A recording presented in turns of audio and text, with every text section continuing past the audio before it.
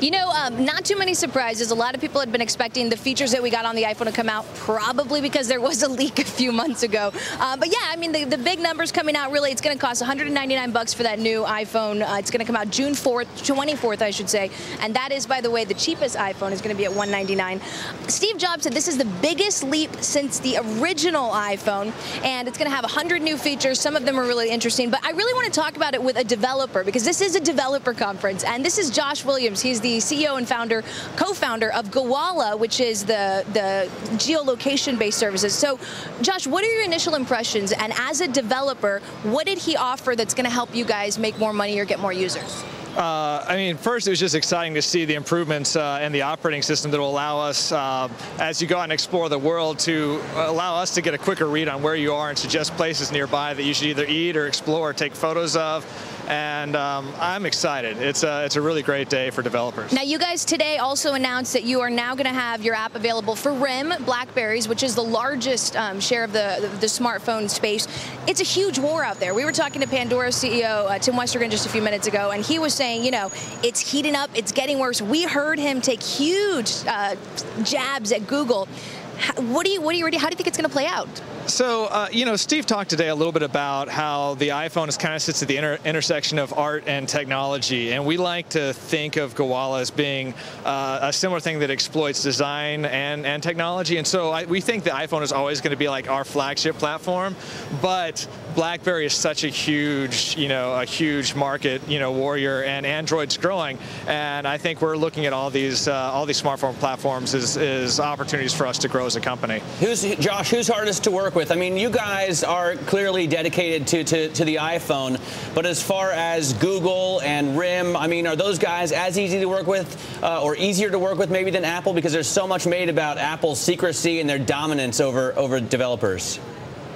One of the really great things about the iPhone is because there is a controlled operating system and a controlled hardware set, it means that we develop for a very limited set of devices and an OS that is not customized a whole lot. Now with BlackBerry, you have different devices, and with Android, there's different operating system versions and different devices, and so there's a little bit more hoops that you have to jump through on those two platforms than you do with Apple. All right, I want to bring in Bill Kreher of Edward Jones into this conversation. He is ranked among the top forecasters of Apple. He's got a buy rating on the tech company stock. Bill, so let's bring you into this conversation. Josh, he's a developer. He said this is a great day for developers.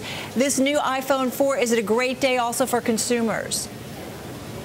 Yeah, I think that's a fair statement. While nothing was really revolutionary in terms of the new features, I think that Apple took a nice step forward in terms of getting the battery life improved, getting the resolution on the screen greatly enhanced. The device is thinner, and Steve did have a few tricks up his sleeves. The video chat, I think, is a meaningful advancement, and it's just another step for Apple, and I think they remain the technology innovation leader. Bill, apparently Steve at one point was having trouble during his demo to get the New York Times up on the phone, and he asked for any suggestions from the crowd, and somebody screamed out Verizon. What do you think about the relationship with AT&T? Is it going to die a quick and painless death here, or do they stay together? Well, Steve's also been very diplomatic in explaining the relationship and saying that they are happy with it and that they're pleased with the progress that AT&T's made over time. However, he's also been very straightforward in saying that it could be better, that the network could be improved. But if this device was on Verizon's, I believe Verizon would probably have similar constraints on their network. And I have a question here for Josh about this, though. One of the things that they mentioned also, aside from the phone platform, was the iAd platform. Does that make you, do you like that? Do you think they can actually compete with Google on that mobile advertising space? It seemed very compelling, and I think it's something we're going to explore and investigate for sure. Time will tell, though.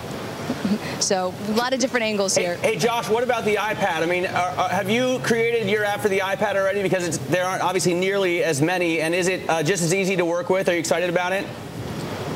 Yes, we actually do have a Gowalla for iPad, and it's different in that because of the larger screen size, this allows us to do more with like photographs and maps and more multimedia visual type experiences. And so I think we're going to continue to push both devices forward, and we're learning a lot from iPad that we can take back to the iPhone now. I actually have a question for both the analyst and for Josh. You guys, the new program that they were offering, the revenue share was 40%, where they were taking part of that ad. Is that going to help to our analysts? Is that going to help really them get revenues? And does that make you nervous as a developer?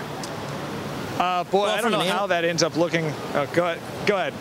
Bill? Yeah, I would just say quickly from an analyst perspective, Apple really is not in it to make revenues on this portion of their business. They really just want to cultivate a greater ecosystem for developers to be comfortable, for advertisers to be comfortable in working with them. And so it's really just about getting more people on board as opposed to driving the bottom line regarding that particular announcement. Josh, has that been your experience? Yeah, I tend to agree with that. I think that it's probably more of a gateway drug to something in the future that will open up new doors for developers. But for right now, it seems a little bit experimental. Hey, guys, let me throw it out to both of you. I mean, all of you, Cris and Josh, are there. Bill, you know, I'm assuming you've seen the footage of Steve Jobs making the announcement. Bill, let me ask with you, you know, whenever we think about Steve Jobs, you know, everybody's concerned certainly about his health. He's so closely tied to this company and what goes on. What did you think about in terms of how he looked, Bill? Well, certainly he's thin, but he's been thin for a while, and he certainly showed a lot of energy on stage. He's been much more involved in terms of the public eye regarding Apple and their announcements. I think he's having fun. He's enjoying Apple at the top, and I foresee him being with Apple for as long as his health will allow, which hopefully is many, many more years. And Josh and Cris, we got about 30 seconds left he was here. having fun, right? Yeah, he looked really energetic and spry on stage today. I was excited to see that. Do you compare him to Facebook's Zuckerberg when you look at different types of CEOs and platforms? Does it concern you one or the other? I think you have to compare the presentation of the two and just how I think Facebook still has a lot of room to grow at this point to achieve the same sort of like ubiquitous nature that Apple has. So thank you so much, Josh Williams, founder of Gowalla.